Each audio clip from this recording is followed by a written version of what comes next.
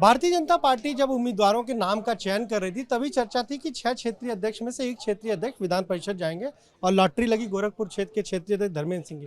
धर्मेंद्र जी, पहले तो बहुत बहुत बधाई। बहुत धन्यवाद। मैं आपके माध्यम से भारतीय जनता पार्टी के अपने राष्ट्रीय नेतृत्व का और प्रदेश नेतृत्व का मैं आभारी हूं।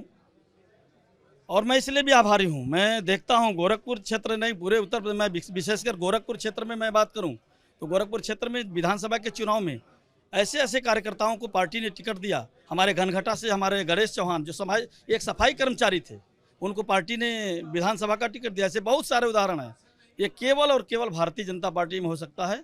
अन्य दल परिवारवाद और वंशवाद के आधार पर काम करते हैं। Bharatiya Janata party cadre base organisation है, ये लीडर बेस ऑर्गेनाइजेशन नहीं है। कार्यकर्ताओं के आधार पर चलने वाली पार्टी है और जो हमारी पार्टी की ताकत है वो कार्यकर्ता है और इसलिए कार्यकर्ता को आगे बढ़ाने का काम हमारे नेतृत्व ने किया। मैं नेतृत्व के प्रति हृदय से आभार प्रकट करता हूं। जिम्मेदारी आपकी बढ़ गई क्योंकि अभी तक आप क्षेत्रीय अध्यक्ष भारतीय जनता पार्टी के थे, उन्हीं कार्यकर्ताओं के काम करने होते थे। अब पूरे प्रदेश का विकास का जिम्मा है आपके ऊपर। देखिए, बिल्कुल जो मैं गोरखपुर क्षेत्र का अध्यक्ष हूँ, हमारे क्षेत्र में 62 विधानसभा है, 13 लोकसभा है। और आज मैं देख रहा हूँ लखनऊ की सड़कों पर मेरे गोरखपुर क्षेत्र के 12 जिलों से बड़ी संख्या में कार्यकर्ता यहाँ आए हैं और निश्चित रूप से ये सबका स्नेह और प्यार है।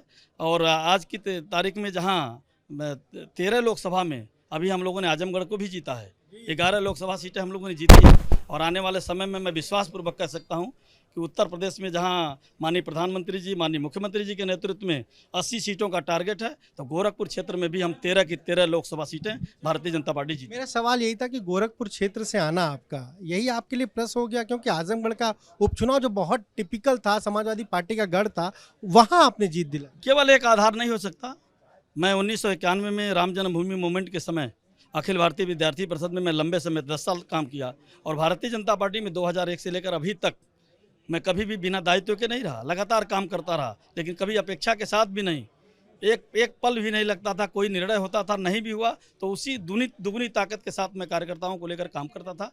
और इसीलिए पार्टी नेतृत्व ने जो विश्वास व्यक्त किया है, मैं मोदी जी और योगी जी का जो मिशन है विकास का, राष्ट्रवाद का, उस मिशन को पूरी प्राण प्रतिष्ठा के साथ अपने कार्यकर्ताओं के साथ मिलकर आगे बढ़ा। आखिरी सवाल, समाजवादी पार्टी ने भी एक कैंडिडेट उतार दिया, संख्या बल उनके पास है नहीं, उसके बावजूद उतार दिया, वो भी आदिवासी समाज से। क्या उन्होंने द्रौपदी मुर्मू का जो विरोध किया, अब उस मैसेज में ये देना चाहते हैं कि हम किसी का विरोध नहीं करते? देखिए, समाजवादी पार्टी के पास बहुत सारे ऐसे अवसर आते हैं जब उनका श्योर साट रहता है, तो उस समय पर वो सैफई परिवार है, अपना परिवार है, अपने परिवार के 36 लोग हैं, तो उन सब में से भेजने का काम करते हैं। और जहाँ तय है कि पराजय निश्चित है, वहाँ पर ऐसे समाज के लोगों को ला करके केवल एक अपमानित करने का काम।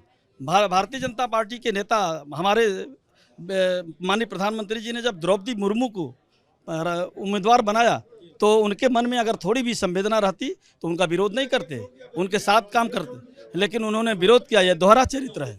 ये आपने सुना, क्या कहना है बीजेपी के विधान परिषद के उम्मीदवार धर्मेंद्र सिंह सैंतवार का? गोरखपुर के क्षेत्रीय अध्यक्ष हैं और अब बीजेपी ने उम्मीदवार बनाया। साफ तौर पर कह रहे हैं कि जिस तरीके से उन्हें उम्मीदवार बनाया, पार्टी आला कमान को धन्यवाद दे रहे हैं और कहीं ना कहीं समाजवादी पार्टी पर भी निशाना साध रहे हैं। कैमरा धर्मेंद्र के साथ अनुभव शुक्ला, एबीपी गंगा, लखनऊ।